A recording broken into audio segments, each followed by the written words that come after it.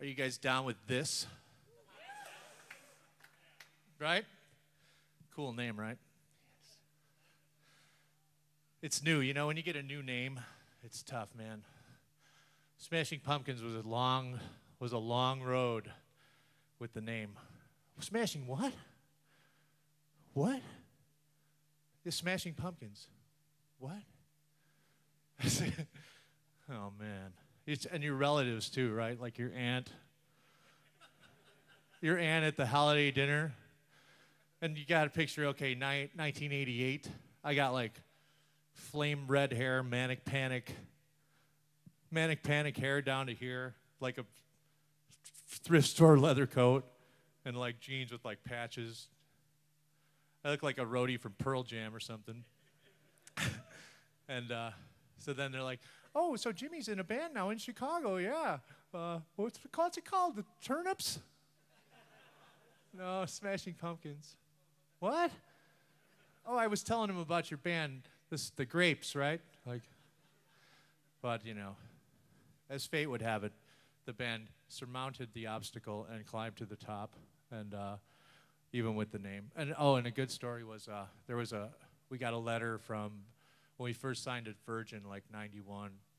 We got the whole thing like, man, record company loves your music, but they want you to change your name.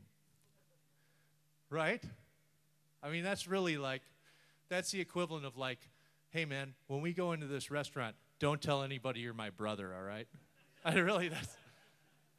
That's kind of the business equivalent of that.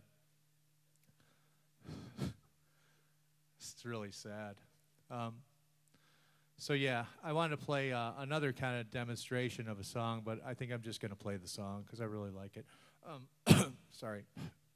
You could tell I'm a drummer, coughing into the mic. So I had this song, Newer Waves. Has anybody heard that song? No? It's off my solo record. Yeah, sure you will. Oh, yeah, that song. But I had, so let me just play you. I'll do the same thing. I'll just play you the part, but I won't take so long this time, I promise, to get to the good part. So I'm glad you liked this song. It really makes me happy. Thank you. It's so fun, you know. I just feel for me, moving forward as a musician, and I'll kind of explain my, the part of the reason I left the Pumpkins in March was just because I didn't feel like I could give the music what the music deserved anymore. I didn't feel like I was into it as much as I needed to be to push it to where it needed to be. And I have a deep respect for that music, enough to know that when enough is enough, it's time to go do something else. And I also felt like I had so much inside of me that couldn't fit into those brackets, that I really, as a human being, as a kind of evolving human, as an evolving musician, I needed to kind of move on and let some of this stuff out of me. And I've really found a great outlet to do that in the band This. Really happy. And we're going to go, we've got about 18 songs that we've written now. We're going to go in the studio in January, February, with the illustrious Roy Thomas Baker. Does anybody know who that is? Roy Thomas Baker produced Bohemian Rhapsody. Does anybody know that song? Oh, that guy. Oh, cool. Actually, Roy and I got to be really good friends on the Zeitgeist sessions, and Roy's going to come and help us out. Rumor has it.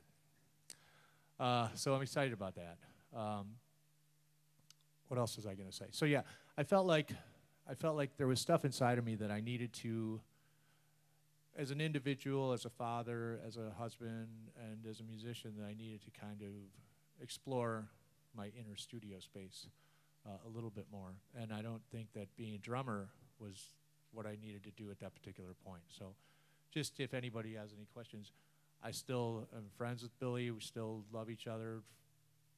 And more power to the Pumpkins. I think he, deserves to go on with the name. And I think, the guy's a great songwriter, and he'll make a great record. So let's give it up for the man.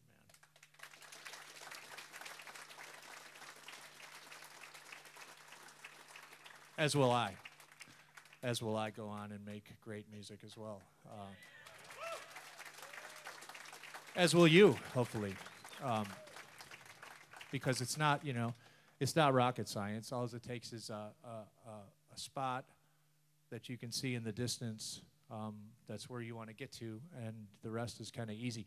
Once you have a vision of where you want to take it, you'll get there.